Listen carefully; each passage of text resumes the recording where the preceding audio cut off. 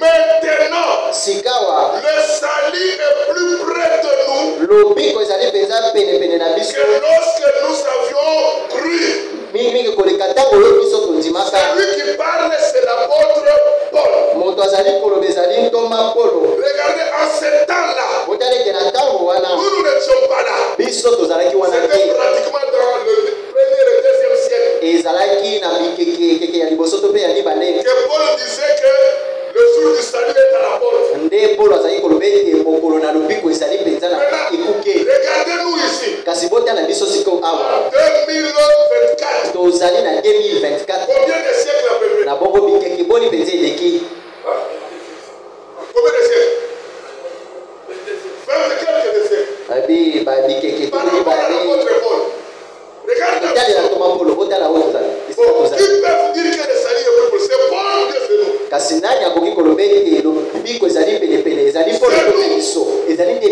Nous sommes dans une période qu'on ne peut pas dormir.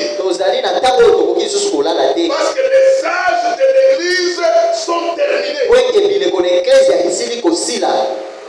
Alléluia. Amen. Les sages de l'église sont terminés. Nous sommes déjà dans l'âge de l'épouse. C'est avec nous que le Seigneur achèvera son œuvre. C'est pourquoi on vous dit réveillez-vous. Alléluia. Amen. Parce que le salut, la rédemption, l'adoption, le salut total est à la porte.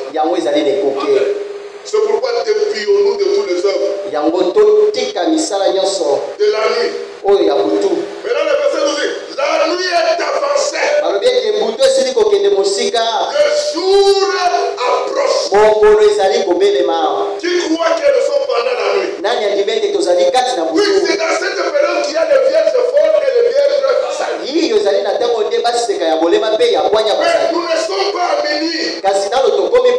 Nous tardons déjà vers le matin. C'est là qu'on nous dit déplions-nous de tous les œuvres de ténèbres et revêtons les armes du salut. Marchons complètement comme en plein jour, loin des orgies. Les orgies, c'est manger, commencer à vomir dans les excès. Loin des ivrogneries, de la luxure, de la débauche, des querelles et des jalousies. Revêtez-vous du Seigneur Jésus-Christ. N'ayez pas soin de la chair pour satisfaire vos convoitises. Réveillons mes frères. Alléluia. Le jour est déjà approché. Le salut est à la porte. Le jour-là, à cause de ce jour-là, c'est là qu'on nous dit nous devons nous exciter avec amour. Nous devons maintenant nous exhorter les uns les autres. On ne peut pas vous laisser comme ça, mes frères. On appelle ce jour-là le jour de la rédemption. On peut l'appeler aussi le jour de la résurrection des morts. Prenez les Écritures, vous allez lire vous-même. 1 Corinthiens 15. Quand vous prenez 49 jusqu'à 57, l'apôtre Paul dit ceci. Je vous dis un mystère. Nous tous, nous ne mourrons pas. Il y a d'autres qui resteront en vie. Et d'autres vont mourir. Il dit ceux qui vont mourir en Christ, ils vont ressusciter. Ils vont quitter ce corps pour avoir un corps incorruptible. Amen. Et nous aussi, nous allons changer en un clin d'œil. Dites amen. En un clin d'œil. Le jour de la transmutation. Le jour du changement du corps. C'est ça le jour de la rédemption. C'est ça le jour de la manifestation des enfants de Dieu. C'est ce qu'on appelle l'adoption totale. Amen. Et si vous voulez encore le lire, prenons 1 Jean 3. Je vous montre ce jour-là. Parce que vous prenez ces écritures avec beaucoup de sérieux maintenant. 1 Jean 3. On va y aller à partir du premier verset. Donc 1 Jean 3. Et voyez quel amour le Père nous a témoigné pour que nous soyons appelés enfants de Dieu. Et nous le sommes. Si le monde ne nous connaît pas, c'est qu'il ne l'a pas connu. Alléluia. Amen. Si le monde ne connaît pas nous les enfants de la promesse, c'est-à-dire le monde ne l'a pas connu. Bien-aimés, nous sommes maintenant enfants de Dieu. Alléluia. Amen. Et ce que nous serons n'a pas encore été manifesté. Mais nous savons que lorsqu'il paraîtra, nous serons semblables à lui. Parce que nous le verrons tel qu'il est. Maintenant écoutez le verset 3. Quiconque a cette espérance en lui se purifie. Comme lui-même est pur. Dites Amen. Est-ce qu'on a dit que quiconque a cette espérance purifie sa famille? Même son cousin. Quiconque c'est individuel. Le salut est individuel. Je ne viens pas au culte à cause de mon mari. Je viens parce que je suis convaincu qu'il y a la vérité. Mais quiconque a cette espérance, il se purifie. On n'a pas le temps de regarder les histoires charnelles. Chacun individuellement, le ciel tourné vers la réalité. Le ciel tourné vers le Seigneur. Parce que celui des consommateurs de notre foi. Vous avez compris le jour? Pourquoi frère Daniel l'écriture dit ceci? À cause de ce jour-là, comme nous nous sommes déjà approchés, nous devons nous exhorter réciproquement. Amen. Et n'abandonnons pas. On doit s'exhorter pour ne pas abandonner. Regardez le nombre que vous êtes aujourd'hui. Mais ça m'étonne nombreux comme ça, mais vous ne venez pas mercredi, vous ne venez pas jeudi. C'est quoi alors? Je comprends que l'amour de Dieu n'est pas dans votre cœur. On ne peut pas se flatter. Nous allons découvrir ça ensemble. Parce que ce n'est pas normal. Une assemblée comme ça. Un frère Kefa, tu as vu l'assemblée? Viens t'asseoir ici pour que tu vois bien. Viens le faire. Parce que tu diras quelque chose à la fin. Regardez l'assemblée. Frère David, frère Vassili. Si cette assemblée est comme ça au courant de la semaine, on ne peut pas commencer à se répéter. Regardez là, il y a toujours des raisons. Les jours se sont déjà approchés. Réveillez-vous. Quittez dans le sommeil. Je vais vous montrer un exemple dans la Bible. Lisez Actes des Apôtres chapitre 1 à partir du verset 5, 6, 7, 8. Vous avez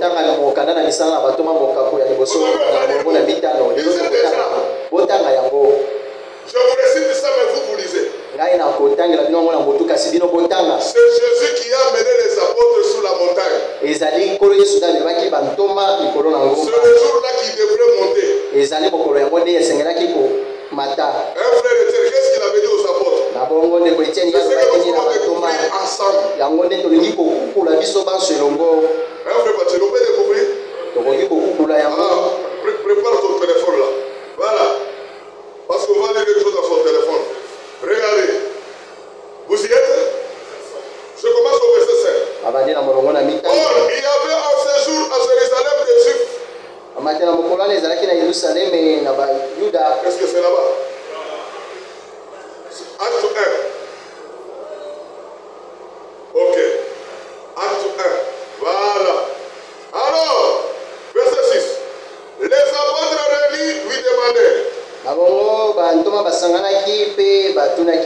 Seigneur, est-ce dans ce temps-là que tu rétabliras le royaume de l'Israël? Il leur répondit. Ce n'est pas là. Ce n'est pas à vous de connaître le temps ou le moment. Que le peuple a fixé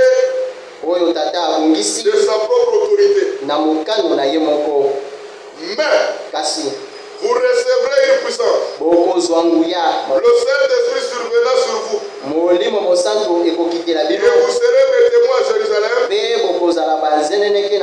dans toute la Judée,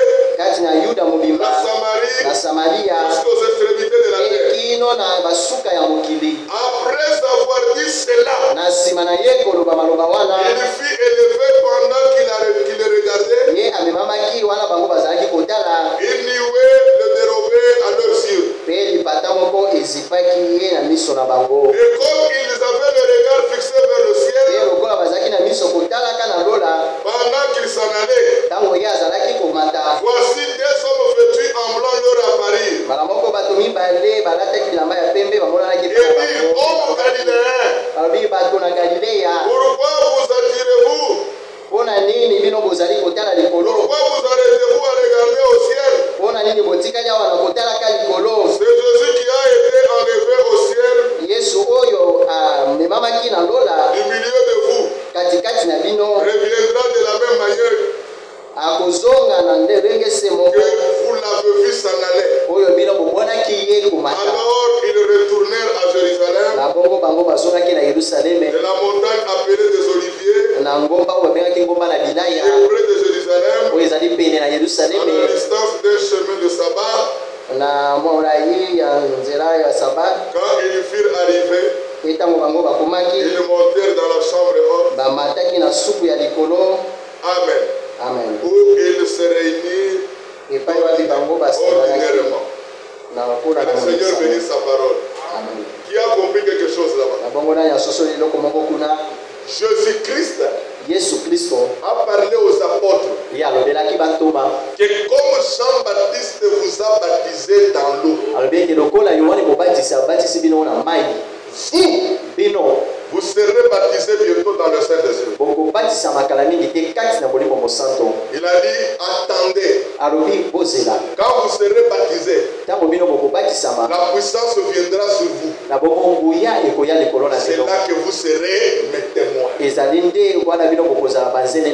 a terminé à dire ça, Jésus a commencé à monter. Les apôtres l'ont regardé. Quand il a disparu, la nuée l'a dérobé.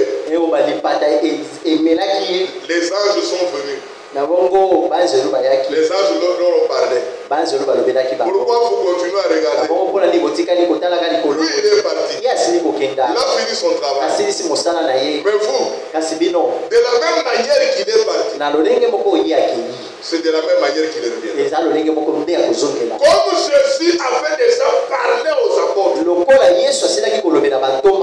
que ne sortez pas, n'allez pas prêcher, n'allez pas apporter le témoignage. Attendez d'abord le baptême du Saint-Esprit. La puissance.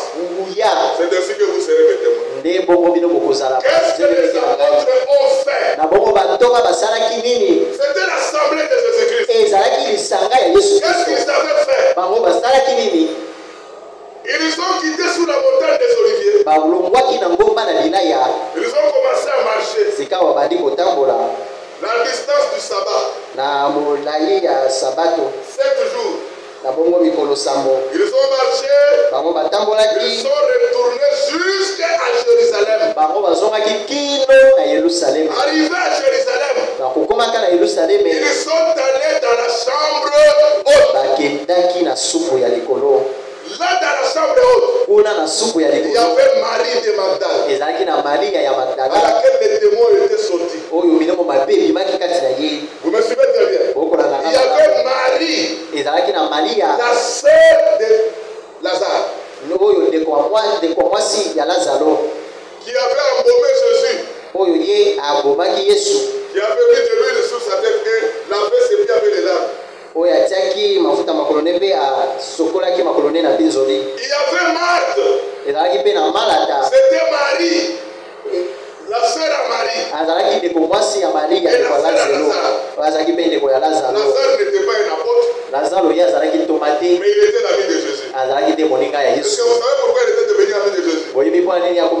Parce que Jésus n'avait pas un endroit pour dormir. Il n'avait même pas un endroit pour manger. C'est Lazare qui avait ses sœurs qui faisaient les maléois. Il les vendait à Bandal. À Bandal de Jérusalem. C'est là où il vendait ses histoires. Et ils avaient même une terrasse, ils vendaient.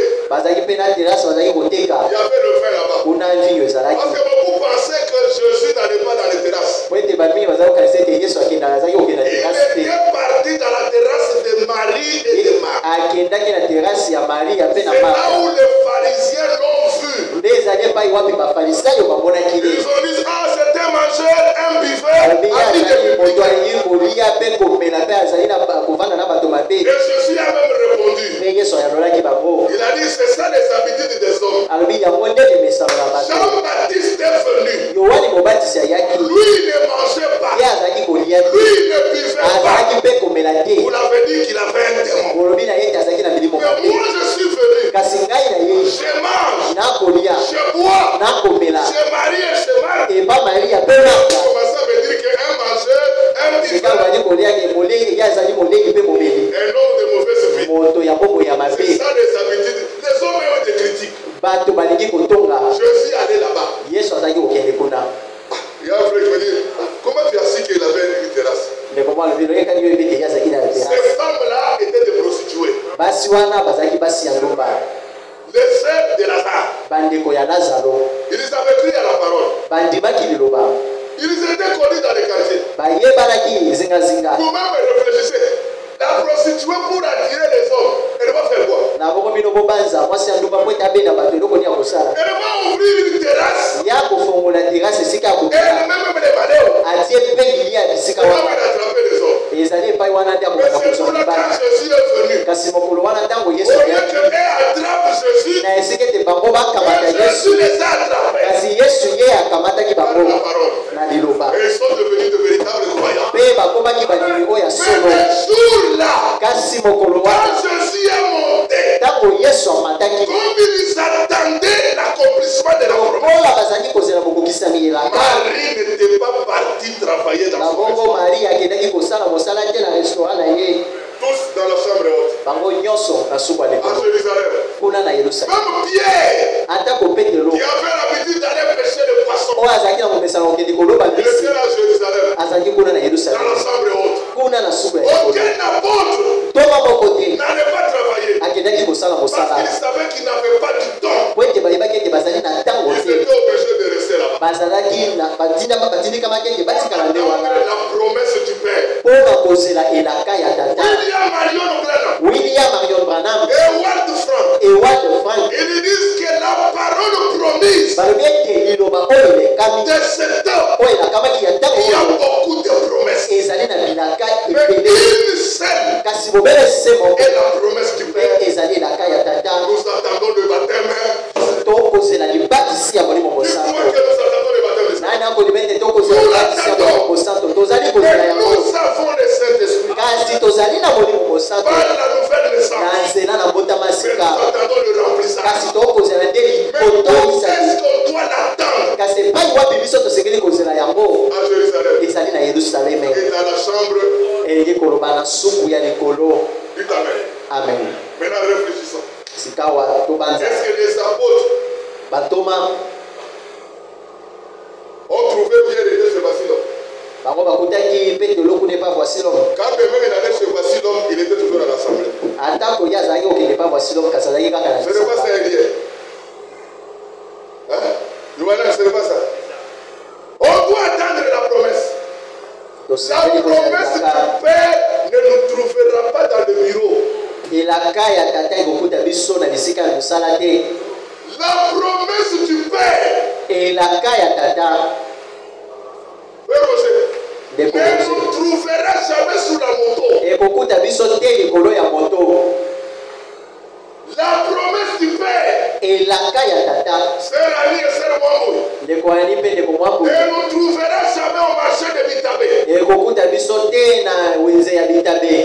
La promesse du Père ne nous trouvera jamais travailler chez Omes. La promesse du Père nous trouvera à Jérusalem. Dans la chambre. Notre Jérusalem, c'est la parole de la promesse. Et notre chambre haute, c'est notre assemblée locale. C'est notre assemblée locale. C'est ça l'interprétation. Frère, un véritable croyant, il connaît que nous avons le rendez-vous avec Dieu. Chaque mercredi, chaque vendredi et chaque dimanche. Nous n'avons pas de raison de dire que nos frères Etienne, je vois que moi, je vais commencer seulement à venir dimanche. Mais les autres jours, tu l'as laissé à qui? Soyons sérieux maintenant. Je dis, frère Branham, qui est mon frère Branham? Je peux lire ou bien je peux laisser? Je lis le prophète Idrage. Dans la brochure l'ensevelissement. Paragraphe 54. Comment pouvez-vous alors déclarer que vous pouvez rester à la maison et être aussi un bon chrétien que vous le seriez en allant à l'église? Vous vous trompez. Est-ce que quelqu'un qui reste à la maison, il dit, bon, moi je reste à la maison, frère, je suis un bon chrétien? Est-ce que cet homme-là réfléchit? C'est frère Branham, ce n'est pas moi, frère Branham. Pouvez-vous alors déclarer que vous pouvez rester à la maison et être aussi un bon chrétien que vous le serez en allant à l'église? Vous vous trompez. Lisez la parole. Le Saint-Esprit se nourrit de la parole. La Bible est le régime alimentaire spirituel que Dieu a donné à son église pour les croyants. Dites amen. C'est comme quelqu'un qui dit non, j'ai faim. Mais je n'irai pas manger. Mais c'est un homme qui ne réfléchit pas. Mais va manger pour arrêter la faim. Vous trouvez un chrétien. Mercredi n'est pas à l'église. Oh, vous êtes où? Oh frère, le transport est difficile. Oubliez qu'en disant que le transport est difficile, Dieu aussi est content. Je veux voir comment tu vas te battre pour te donner le transport. Pourquoi vous devez être négligent comme ça? Il dit, la Bible est le régime alimentaire spirituel de Dieu. Et c'est le Saint-Esprit qui nous l'apporte et qui la place dans le cœur. Et avec action de grâce, vous l'arrosez. Et chaque promesse exactement ce que Dieu a dit qu'il produirait. Forcément, c'est la parole. Et c'est ça la vie même. Vous ne pouvez pas rester à la maison. Un chrétien qui se dit que moi je reste à la maison. Oh, je dois être un bon chrétien. Jamais. Nous n'avons pas de place à la maison. L'eau présente du rocher. Si nous le prenons dans le temps moderne, chaque mercredi, soit réunion de prière. Chaque vendredi, réunion de prière. Et chaque dimanche matin, de nouveau à l'église. Qu'entendons-nous? La même chose. Le prédicateur se lève et prêche. Et il y a du sang. Il y a du sang et nous retournons à la maison. Vous voyez? Vous n'y allez que par devoir. Vous n'êtes pas un adorateur. Je m'arrête un peu là. Il y a de ces gens-là qui disent ceci, frère Samoui. On parle de mercredi. On parle vendredi. On parle dimanche. C'est toujours la même chose. Il y a toujours de la routine.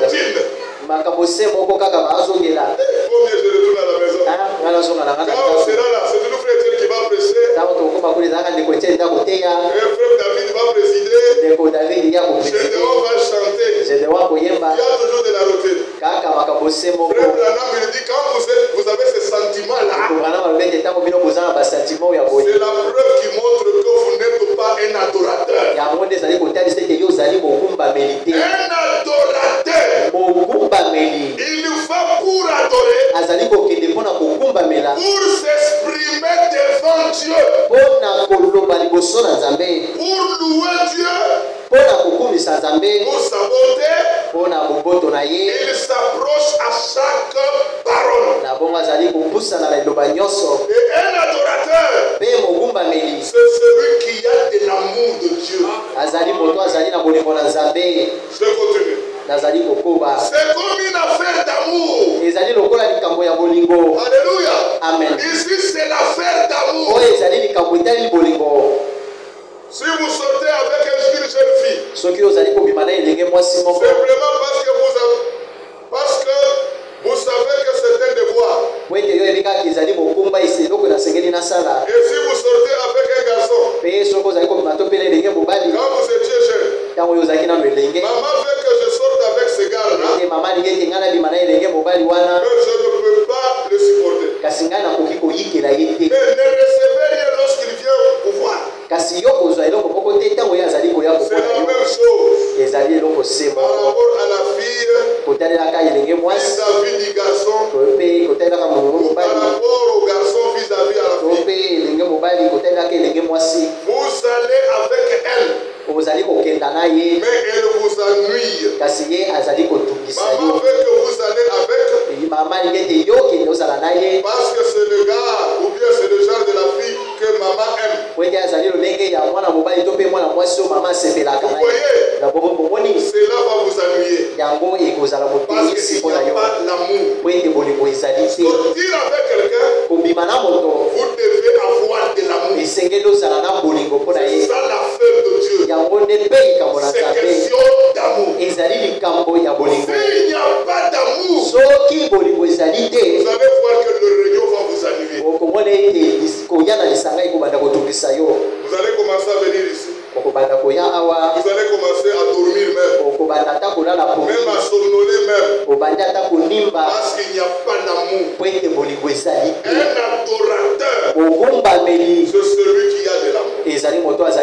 C'est la même chose avec vous. Lorsque vous dites, oh pourquoi a-t-il prêché si longtemps? Qu'a-t-il traîné beaucoup à la chaîne? Tout ceci et tout cela. Vous voyez, quand vous dites ça, c'est la preuve qui montre qu'il n'y a point bolingo ezali te. S'il y a de l'amour, soki bolingo ezali, on aimera rester longtemps dans la parole. olinga kotikala ntango molai kati na liloba. Parce qu'il est question de l'amour. Po ete ezali likambo ya bolingo. Regardez des hommes quand ils s'aiment. Botala bato mibale ntango balingani, mobali mpe mwasi. Même si la nuit arrive, atako soki butu ekomi, l'amour engloutit l'amour. na bongo bolingo ezali komela bolingo Il mosusu. n'y a pas de nuit, ce n'est pas ça, frère. Tu verras un homme, il habite ici. Okomona mobali avandi awa, Il va courtiser une femme kasi akokende kolanda mwasi moko, à Kingasai. akekolanda mwasi kuna na Il Kingasai. est déjà 23 heures. bayebisi ete tokomi deja 23h. Lui ne voit pas le temps. ya komona ngonga te, Lui, il regarde l'amour. ya kotala mobele Même mosusu. quand la pluie arrive, atako sokula ekomi, son problème c'est l'amour. ye likambo ne eza te Mais bolingo. ici aussi, awa mpe il est question d'amour eza likambo mobele ya bolingo. envers le Créateur. bolingo kotalelaka mokeli. Vous allez voir, on me fait signe, on dit qu'il est temps. okomona bakosala ngai esi balobi ete ntango ekoki. Maintenant, on arrête de faire pour que la prière termine. sikawa tokati po ete lisanga esila. C'est que nous étions les mêmes personnes qui nous faisaient le signe, ils restent avec nous. oyo ezokabwisa ete bato bazali kosala biso ntango ekoki batika lisusu na biso. Cependant, il me disait, non frère, là, nous allons se loin. ndenge ayesi so ndeko ebanda okende eza Nous, on mosika. pensait que quand il va terminer, il va partir directement. biso tobanza ete ntango kaka kati okende Il mbala reste moko. encore avec nous, il fait même une heure. atikali na biso asali ata ngonga moko. Tout en attendant que Robert sorte du bureau.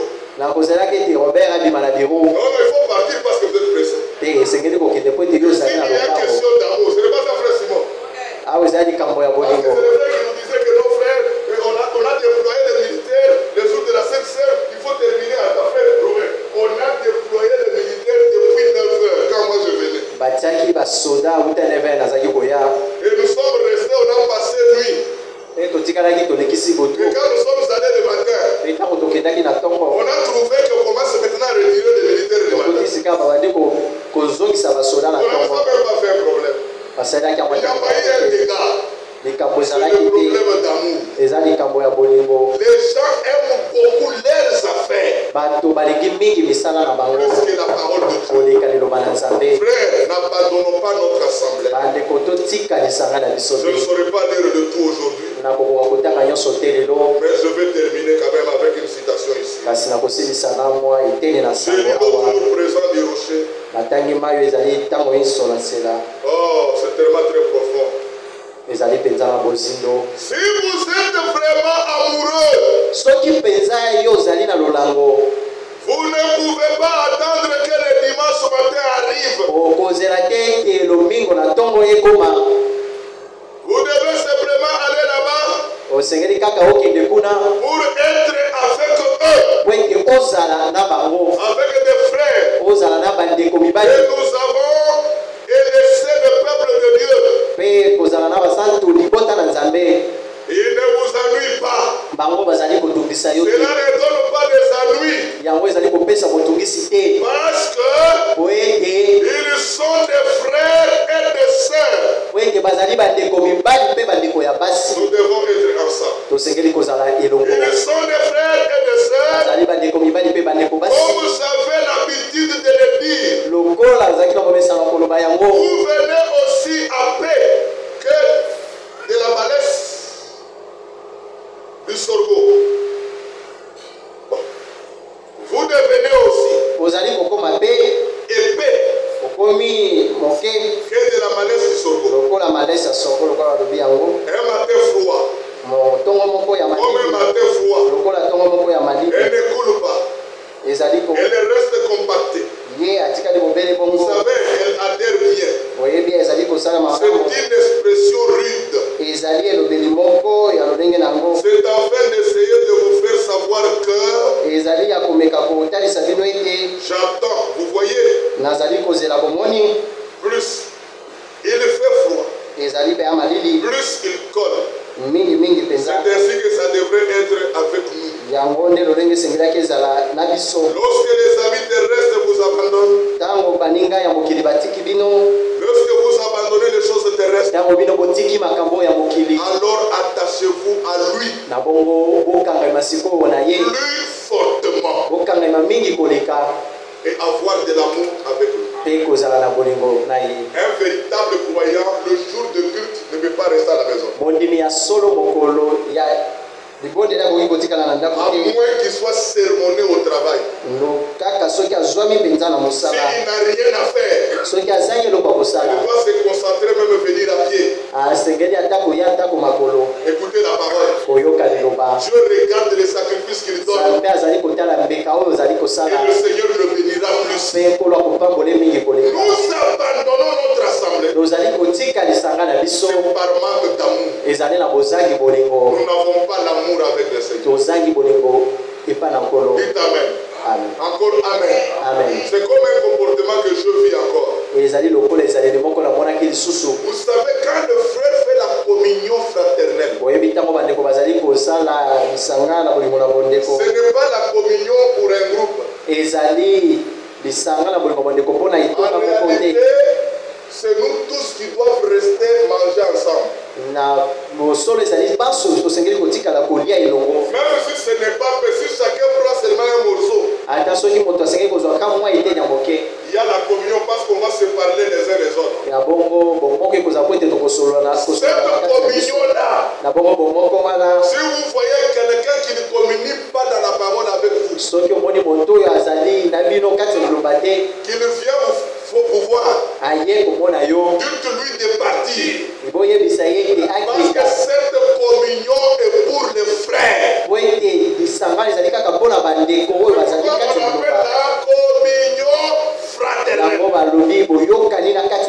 C'est la communion des enfants de Job. Dites Amen. C'est pourquoi les sœurs préparent chaque dimanche. Il faut que vous changez aussi l'équipe. Les sœurs qui ne préparent pas, donnez-les les devoirs. Préparez pour nous d'amener le dimanche. On mange ensemble. On bénit le Seigneur. N'emmenez jamais un intrus là. Si ton ami arrive, posez-lui avec lui dehors qu'il parle. Il n'y a pas de péché. Ça fait partie de l'écriture. C'est la communion fraternelle. C'est les frères et les sœurs qui fraternisent tout autour de la parole. Il mange, celui-ci parle et l'autre aussi parle. C'est ça communion. Même quand on fait la Sainte Seine, si toi tu n'es pas prêt pour manger la Sainte Seine, ayez l'habitude de rester à la maison. Quand on va terminer, tu viendras. Est-ce que vous comprenez ça? Ne venez jamais à la Sainte Seine. Et que toi, comme spectateur, et là, tout le monde te regarde. Celui-là n'a pas mangé. Mais tu deviens comme un démon. En train de déranger les gens. Reste à la maison. Jusqu'à ce que tu termineras ton problème. Que tu viendras. Si tu ne veux pas terminer ton problème, ça ne nous engage pas. Reste à la maison. Parce qu'ici, le salut est individuel. Moi, je me bats pour accomplir toute justice. Toi aussi, tu dois te battre pour accomplir toute justice. Parce que ce sont des obligations. C'est ça, frère. Les obligations. La Sainte Seine. Le lavage de pieds. Vous comprenez ça? Le baptême d'eau. Et la gamme. Dans Acte 4, on dit il persévérait. Dans l'enseignement. Un seul enseignement des apôtres. Dans la communion fraternelle. Ce sont des sœurs qui préparaient. Ce que nous faisons, nous confessons ce que nous allons manger avec lui au ciel. Si vous ne voulez pas manger sur la terre, Vous pensez que vous irez manger au ciel? Non, commencez d'abord sur la terre. Les apôtres, Pierre ne voulait pas qu'on les lave le pied. Jésus lui a dit, si je ne te lave pas, tu n'auras pas part avec moi. Nous aussi, nous sommes appelés à nous laver le pied comme vous laver le pied.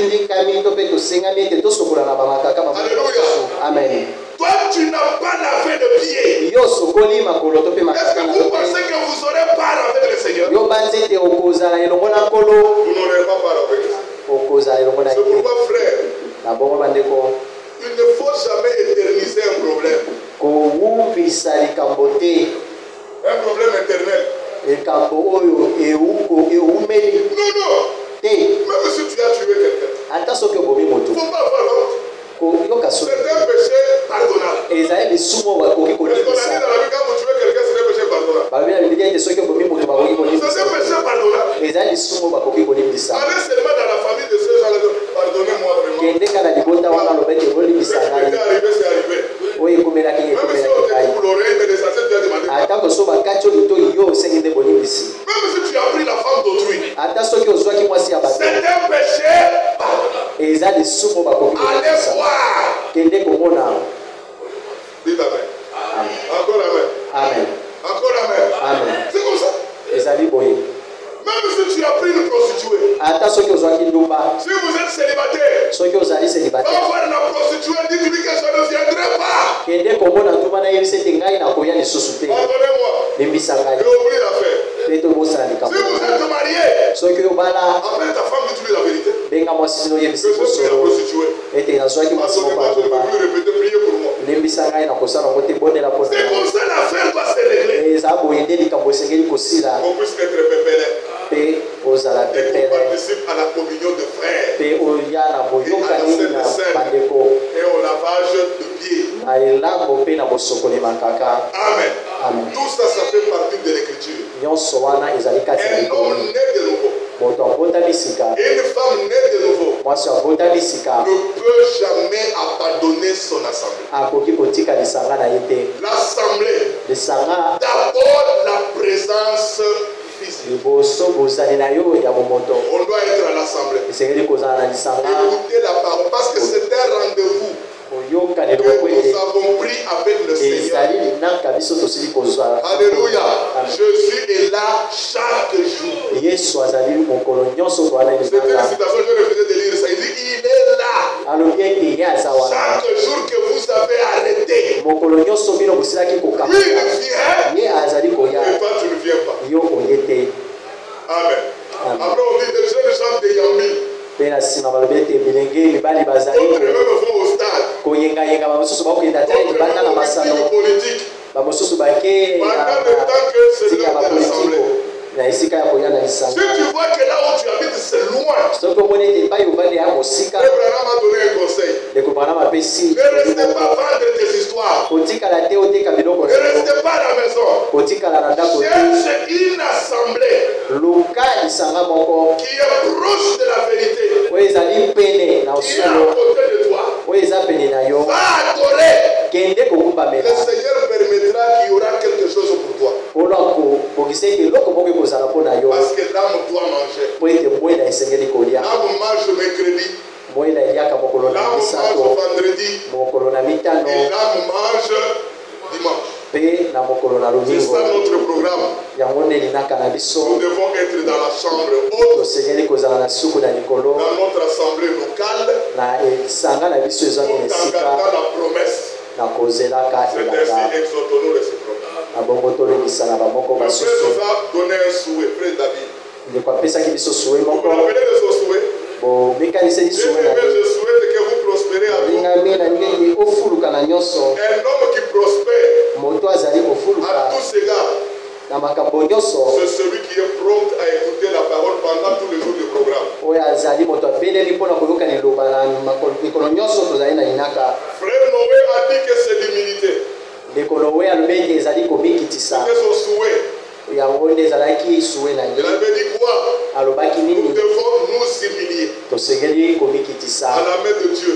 na loboko na pour Nzambe que lui nous élève au temps convenable. et atombola biso na ntango eloko komikitisa Ça veut dire aussi écouter la parole. ezali mpe koya koyoka liloba Frère Charles nous a donné un souhait aussi. ndeko Charles apesaki biso mpe Ça suki allait lisusu pratiquement dans le même sens. kaka na ndenge se moko Il na nous a likanisi exposé moko à l'amour, atindikaki biso na à bolingo l'humilité na et komikitisa à la prospérité mpe na bofuluki pour cette année. mpo na mbula Et oyo moi j'ai résumé le tout. mpe ngai nazwaki nyonso na mokuse nalobaki boye Que cette année ete mbula oyo ne soyez pas des négligents. bozala bato bazali Soit une année kozokoya qui doit te être debout. ezali mbula tosengeli Le kotelema culte ne pas seulement dimanche, na bongo mayangani eza kaka mokolo na lomingo te le culte est mercredi, mayangani ezali mokolo na le misato culte est vendredi. mpe mokolo na mitano Que le Seigneur vous bénisse. kolo apambola Ils se bino sont sentis bénis par la parole. banani bayoki ete bapambolami na Si liloba vous êtes content, mettez-nous debout, on chante. soki bosepeli botelema toyemba On loue le Seigneur tokumisa nkolo et nous allons parler au Seigneur mpe tokolobela nkolo de nous donner la capacité, apesa biso makoki la capacité de venir au culte. makoki ya koya na lisanga Parce que nous devons accomplir toute justice. po ete tosengeli kokokisa bosembo Nous nyonso devons bénir le Seigneur. tosengeli kopambola nkolo Nous marchons ensemble. Merci. Oh. Je vous avais le recueil, page 5, deuxième partie, page 5. Laissons voir. On chante dans l'esprit, parce qu'on va prier. Laissons voir.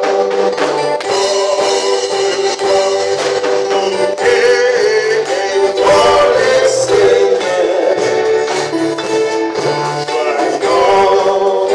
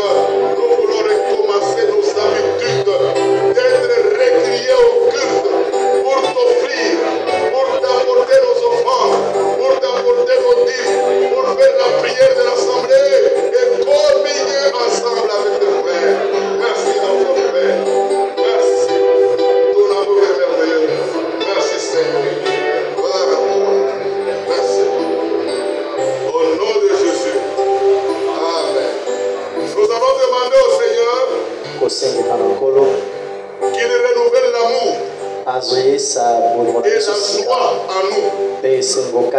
L'amour premier qu'on avait. Que le Seigneur renouvelle cela. Parce que c'est une décision qu'on doit prendre pour qu'on reprenne le chemin de l'assemblée. Prions.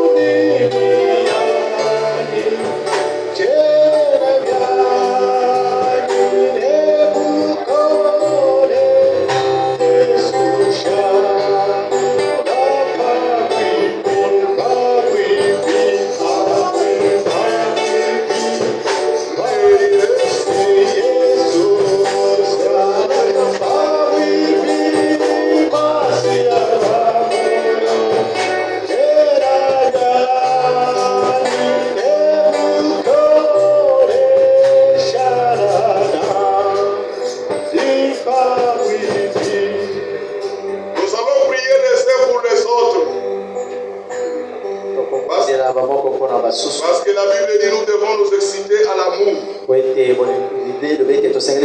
Si tu as prié pour toi-même, prie maintenant pour ton frère qui est à côté de toi. Pour qu'il commence à venir adorer avec toi. Prions tous ensemble, bien-aimés.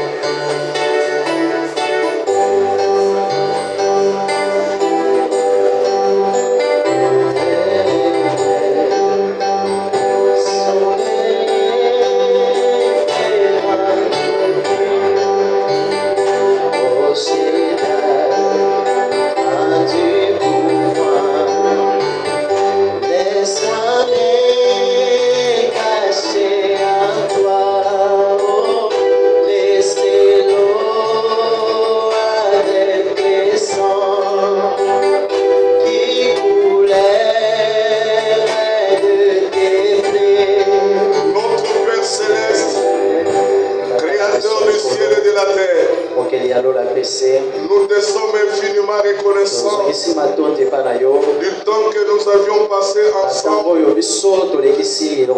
devant ta face. Nous t'avons écouté la manière dont tu nous as repris. Seigneur, nous ne pouvons pas rester à la maison et être un bon chrétien. Le chrétien, c'est celui qui doit être à son poste du devoir. Tu nous as appelés à être là le mercredi, le vendredi et le dimanche. Seigneur, renouvelle l'amour en nous. L'amour premier. L'amour de ton salut. Seigneur, renouvelle ça. Nous voulons être réguliers et assidus. Étant dans la parole de la promesse, mais restant ferme dans notre assemblée, attendant l'accomplissement de promesses. Merci notre Père de la manière dont tu as parlé à notre âme. Nous avions dit Amen et nous avions accepté. Mais aide-nous, Père. Nous t'avons adoré. Chacun a présenté ses faiblesses. Seigneur, pardonne ses faiblesses et guéris-nous. Rends-nous souples. Sois loué. Sois béni notre Père. Nous te le demandons de nous aider.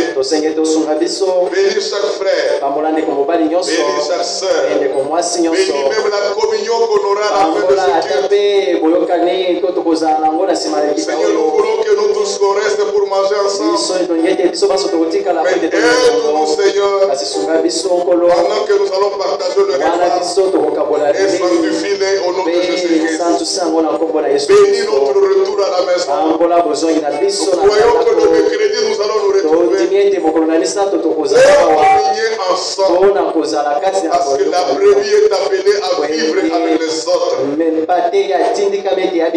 Merci, notre Père, de cette adoration que tu as commencée et tu as clôturé avec nous. Bénis-nous et fortifie-nous tous. Nous te les prions ainsi dans le nom du Seigneur Jésus-Christ et de bénir notre retour à la maison. Ainsi que nous t'avons prié. Amen. Asseyons-nous, que Dieu bénisse. En tout cas, nous nous sommes exhortés pour que l'année commence bien. C'est bien quand même. C'est bien. Que le Seigneur vous bénisse. Prenons ça à cœur.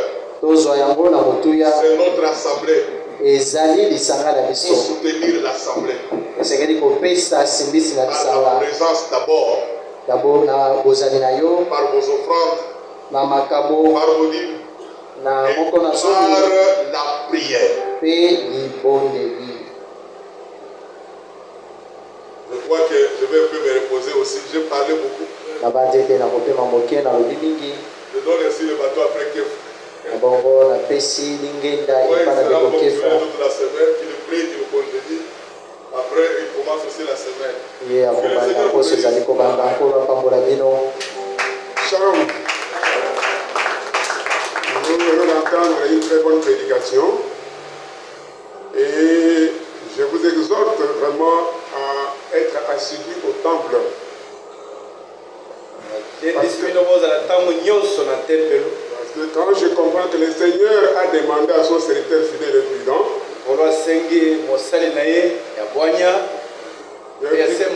de publier 4 à 7 prédications de William Branham dans lesquelles il a fait le discernement et la guérison. Et l'homme de Dieu a fait ce travail-là. Il a publié cette prédication. Qu'est-ce que cela veut dire pour nous? Il a voulu nous faire voir que le temps où nous devons expérimenter cela est arrivé. Le retour du Seigneur est vraiment à la porte. Et il faut que chacun de nous prenne cela à cœur. Le temps de distraction est terminé. Parce que le temps maintenant est court. Nous devons appliquer l'écriture de 1 Corinthiens 7 qui dit à cause des temps difficiles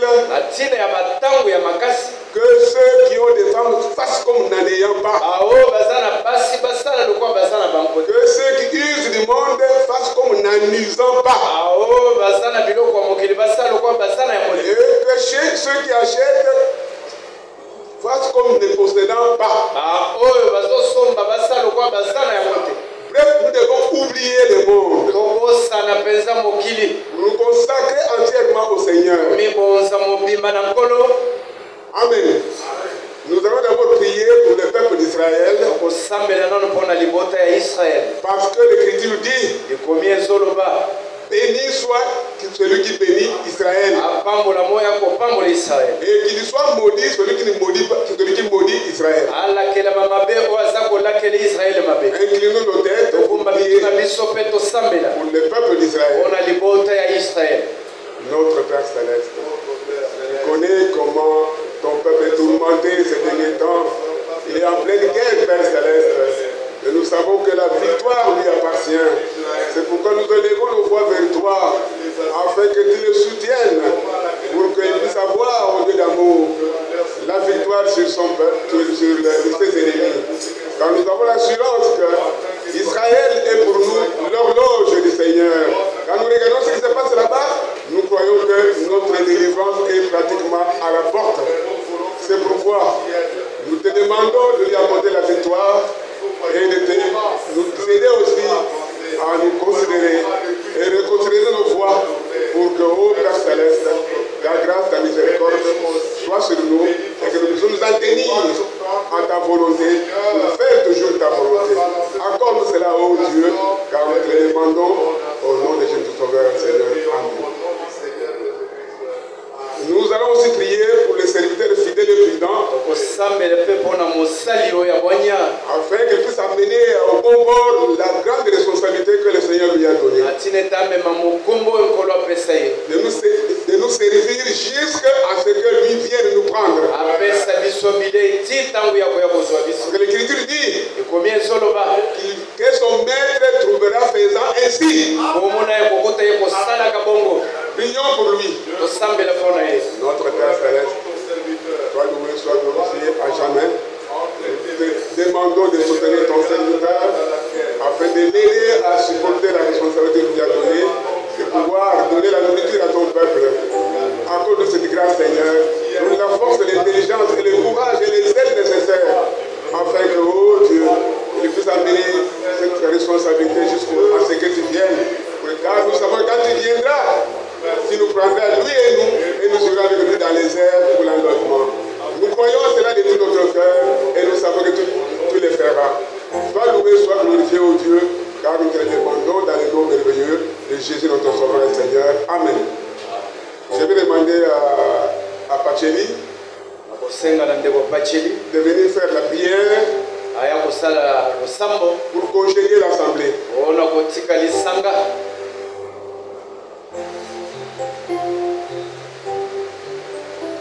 Elohim Yahweh, nous te sommes infiniment reconnaissants parce que tu nous as protégés depuis la nuit lorsque nous dormions, Seigneur. Tu nous as donné cet amour de venir dans ton assemblée pour écouter ta parole. Nous te disons merci parce que c'est une faveur qui n'a pas été faite à tout le monde. Seigneur, tu nous as enseigné de ne pas abandonner ton assemblée comme c'est la coutume de quelques-uns. Nous voulons, Seigneur, que tu puisses renouveler encore une fois ton amour. Que tu nous donnes, Seigneur, cette volonté de venir chaque fois au culte. Parce qu'il y a aussi des bénédictions qui sont attachées à chaque accomplissement de la promesse. Oh Dieu, donne-nous un cœur sincère. Que lorsque nous allons nous approcher de cette assemblée pour écouter ta parole, que nous puissions le faire avec un cœur sincère. Que nous ne puissions pas venir à ton assemblée pour faire plaisir à quelqu'un, mais pas venir parce que nous nous attendons à quelque chose, mais pas venir pour faire plaisir à aux époux ou à nos femmes. Mais que nous puissions venir parce que ton amour a comblé nos cœurs. Que nous puissions réellement venir pour t'adorer. Nous croyons, Seigneur, que c'est toi qui produis en nous les vouloir et les faire. Et nous croyons que tu es capable de les faire. Oh Dieu, nous voulons que tu bénisses notre bien-aimé frère Étienne que tu as utilisé. Que tu bénisses également les frères non qu'il a traduits. Le frère David, ainsi que les frères Chédeur aussi qu'il avait interprété. Que tu bénisses, Seigneur, nous tous qui avons écouté ta parole. Nous croyons, Seigneur, que tous ceux qui étaient venus pour t'écouter en ce jour-là n'étaient pas rentrés tels qu'ils étaient venus. Puisque ce matin, nous étions venus t'écouter, Seigneur, nous voulons que nous ne puissions pas rentrer tels que nous étions venus. Que tu puisses guérir ceux qui sont malades, Seigneur. Que tu apportes la solution à ceux qui ont des problèmes. Que tu consoles ceux qui ont les cœurs troublés. Oh Seigneur, nous croyons que tu n'es pas. Tu es le même hier, aujourd'hui et éternellement. Tu n'as pas changé. Si tu as guéri dans le passé, tu continues à guérir encore aujourd'hui. Si tu as produit des miracles dans le passé, tu les produis encore aujourd'hui. Accorde-nous, Seigneur, parce que nous t'avons cherché et nous t'avons trouvé. Nous avons accompli notre part. Nous voulons maintenant, Seigneur, que toi aussi tu accomplisses la tienne. Parce que tu as dit dans ta parole, fais de l'Éternel tes délices et il te donnera ce que ton cœur désire. C'est toi qui as dit, cherchez premièrement le royaume des cieux et le reste vous sera accordé par-dessus. Nous t'avons cherché, Seigneur, et nous t'avons trouvé. Nous voulons que tu nous accordes les restes. Nous voulons que tu donnes du travail, Seigneur, aux frères qui sont encore au chômage et qui en ont besoin. Protège-nous dans les chemins de retour. Nous voulons que tu bénisses aussi notre bien-aimé frère Bénéli ainsi que toute sa famille. Dans les noms précieux de ton Fils, Jésus-Christ de Nazareth, Seigneur et Sauveur de nos âmes, nous t'avons ainsi prié. Amen. Shalom. Que Dieu vous bénisse. Qu'il bénisse vos familles. Qu'il bénisse vos emplois. Et qu'il accomplisse les désirs de votre cœur pour cette année. Shalom. Mutu wa zamani